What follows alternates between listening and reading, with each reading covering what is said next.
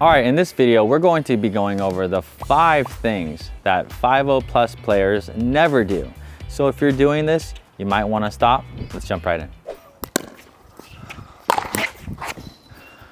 Have you ever done that? Maybe your partner has done that. One thing that 5-0 plus players never do is lob from the transition zone, lob from the mid-court. So I see this all the time, obviously, amateur level play. One reason, or one big reason why it's not the greatest idea to lob from the mid-court is because your feet are exposed right here.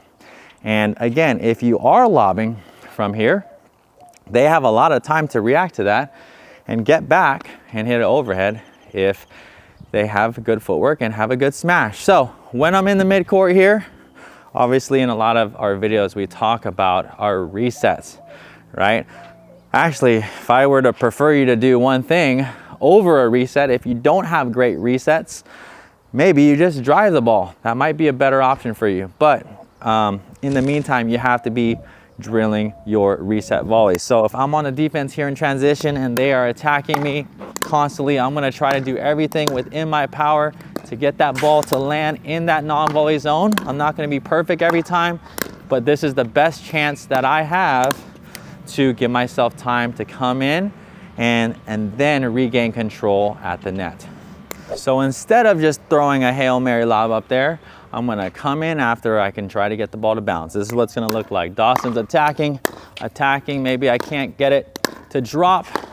He's constantly attacking me. And then eventually, I can get a ball to land in the non-volley zone. That's what regains that net. So again, when you're back here, make your lob the very, very, very last choice.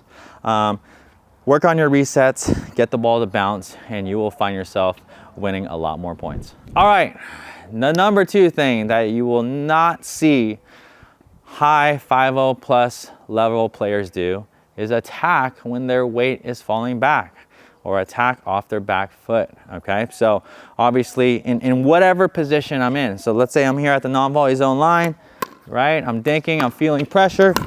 I'm feeling pressure and I just choose to speed it up and attack it, right? Just because maybe I want to attack it at that time. The reason why that's not great is because you got your momentum moving back and they are now counter-attacking from wherever they are, and now that ball is going to your feet. Now, obviously this may make sense to a lot of you, but instinctually, I think a lot of players panic and then they speed up the ball. So we want to start to develop a skill of hitting soft when we are actually falling back. And it's counterintuitive at times, but let's say, here we go, we're dinking, you hit me a good dink here, really good dink, Dawson, over here. So if I'm falling back, I really want to try to hit it as soft as I can to regain my position at the net. So here we go, it's gonna look like this again. Let's say Dawson is really putting a lot of pressure on me, okay? But those are the balls, just like that one. I missed that one. Let's try that one more time. Here we go. If I'm falling back like that, I want to try to hit it as soft as I can so that it gives me time to get to the net. So again, we want to get out of this. Here we go. I'm going to be attacking here, Dawson. Okay, falling back. Okay. So again, if you could just, number 1, when you're getting pushed back, you feel your weight moving back, you feel you're kind of off your back foot, try not to hit it hard in those situations. Those are situations where we want to hit that ball as soft as possible to regain position. Quick announcement, I just want to make sure you know about our attacking masterclass. It's packed with drills and insights that will show you how to take control of your opponents and attack like a pro so that you can be the most dominant player on the court.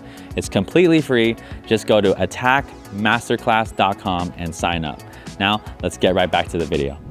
All right, so now let's move on to number 3. The third thing that 5-0 plus players never do is they never dink cross court when they're being extremely pressed when they are wide off the court, okay? So obviously cross court dinking, there's a place for that at high levels. You will see that. Let's say we're dinking cross court. Oh, look at that there.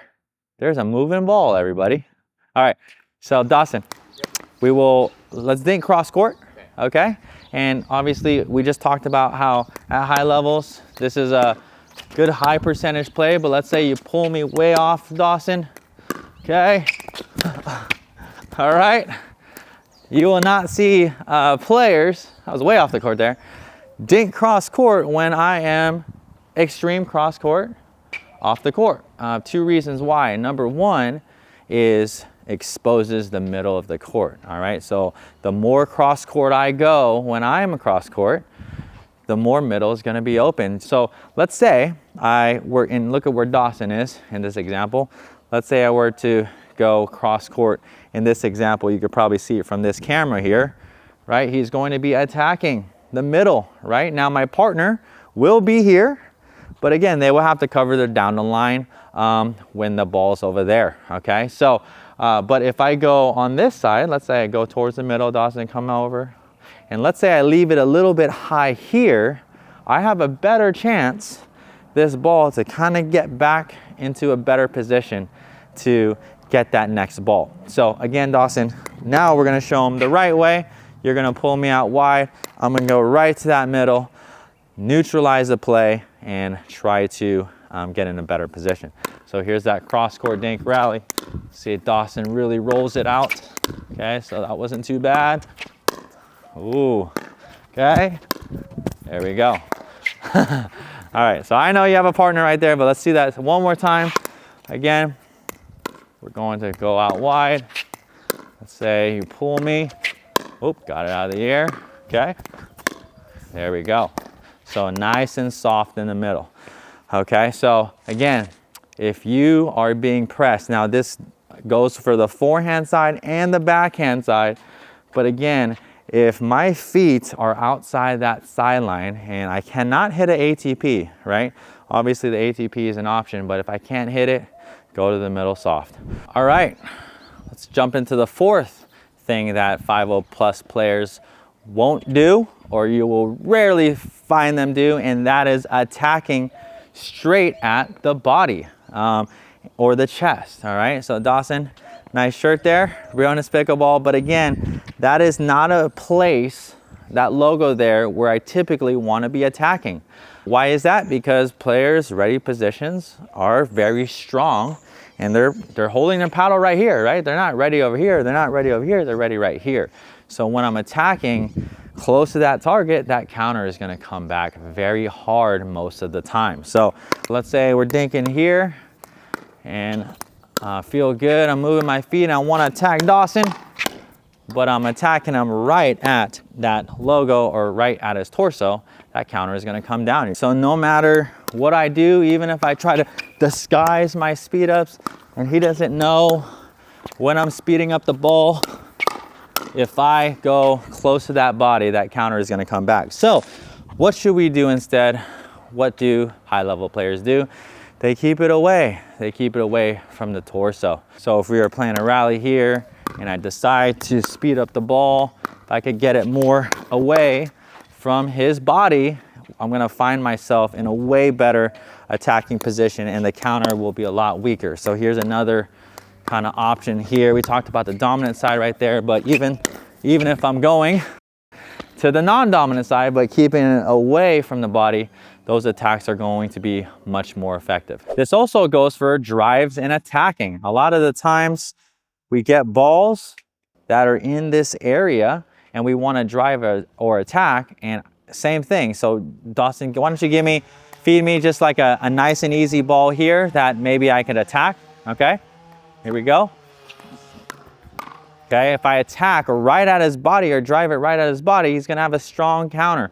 And these are balls, by the way, that we're going to want to attack, but if I can get this on a better target, then I will have a better outcome. So here we go, Dawson again. Say I get that ball, boom, okay? So you can see the difference between that counter attack when it's outside away from his torso is a lot more efficient. So make sure you're doing that.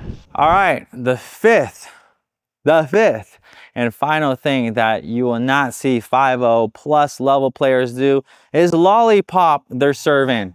Now it is getting very warm here in Arizona. So lollipops, popsicles sounds really good to cool off, but I just don't want to be lollipopping my serve in like that, because we're going to have very, very strong returns. Now, maybe 5 years ago, maybe a little bit more, players weren't as, or the serve wasn't more important than it was or it is today, but we really, really want to put as much pressure on that serve to force those tougher returns, okay? So again, depth is key, but after depth is going to be pace and topspin, okay? So I really want to get my balls deep so I can force that short return, and you can see how much of an issue that can cause if I'm hitting really good serves. Here we go, boom, boom. Okay, so make sure that you are utilizing strong serves and working on that. We have several videos on this channel how to improve your serve technique so that you can actually put maximum pressure on your opponents. So make sure you're doing that. Hopefully you enjoy these 5 things that 5-0 plus players never do. Comment below which ones do you still do today and which ones are you going to stop doing. Thanks so much for watching. We'll see you in the next video.